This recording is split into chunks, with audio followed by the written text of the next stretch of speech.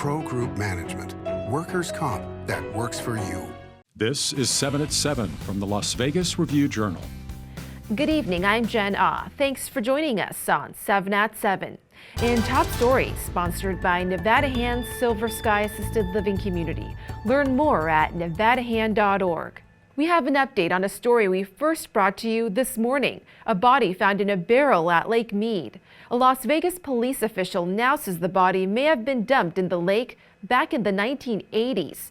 Police say the barrel may have been dropped in the lake by a boat and was revealed by the recent decline in water levels. No word yet on the victim's identity. And anyone who sees a large mountain lion should call authorities immediately. Police and wildlife officials say witnesses spotted the lion roaming through a Spring Valley neighborhood this afternoon, then later near two schools.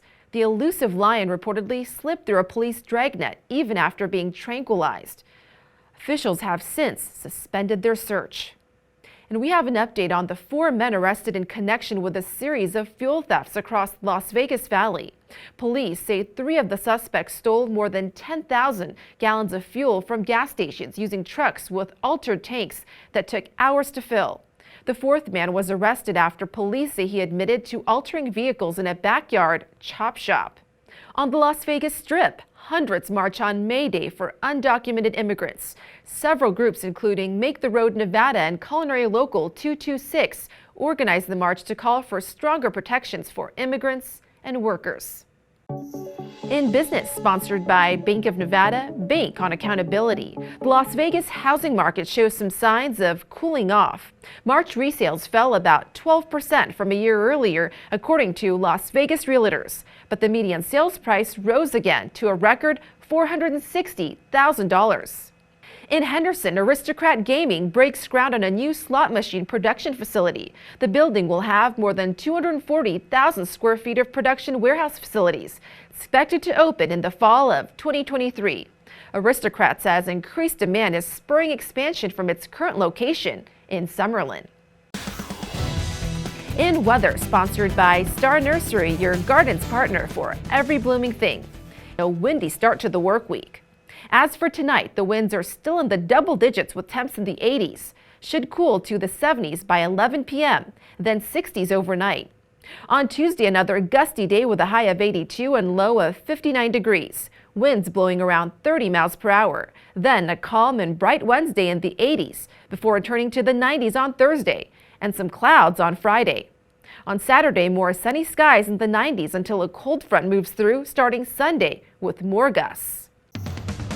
In lifestyle, sponsored by Visit Laughlin, an easygoing getaway filled with good food, good people, and good times on the river. Volunteers clean up graffiti at Red Rock Canyon National Conservation Area using biodegradable chemicals. The groups are removing spray paint from a portion of Ash Creek Spring. You know, a lot of people think that this happens every couple of years, but it's like every weekend. And it's not... You know, a lot of people don't notice it because they don't just jump out in the parking lot and paint the closest thing they see. They hike back like here.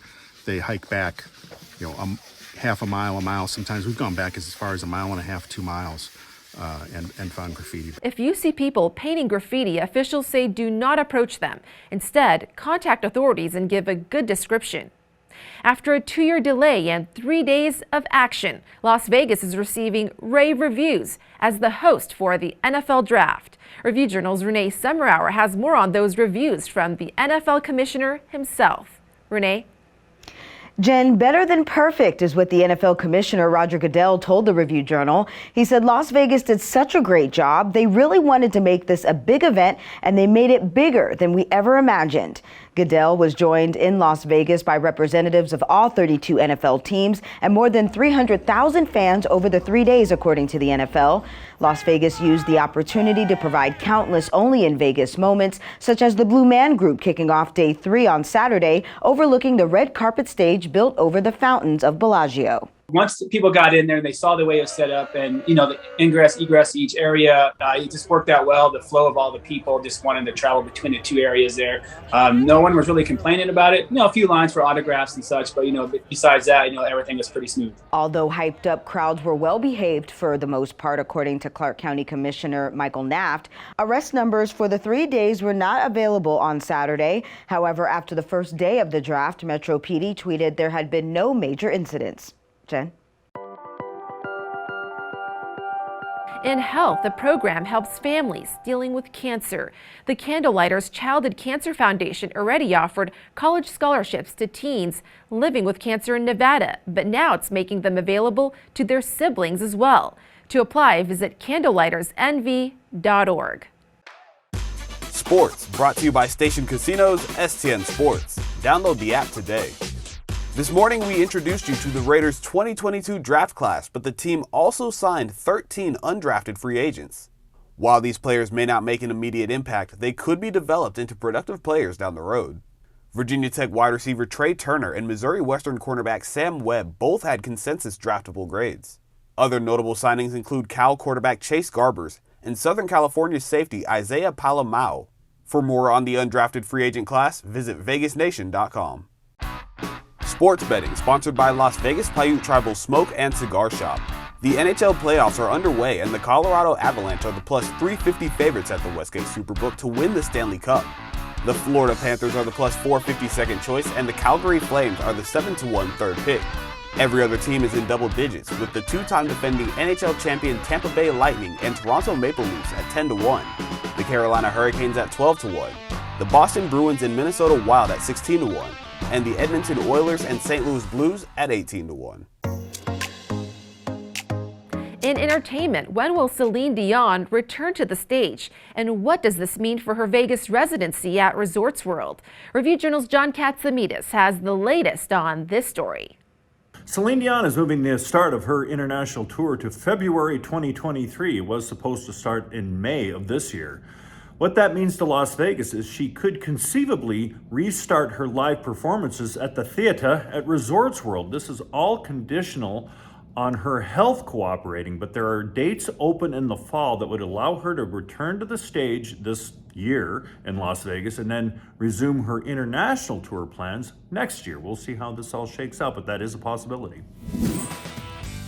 Thank you for watching 7 at 7. If you have Amazon Fire TV, just search Review Journal to download our channel. Watch Las Vegas breaking news streaming live on your OTT device. We'll see you tomorrow for more 7 at 7. Review Journal Studio, sponsored by Adam Kuttner. Get the maximum settlement as quickly as possible. This 7 at 7 update, sponsored by Pro Group Management. You're watching 7 at 7 from the Las Vegas Review Journal.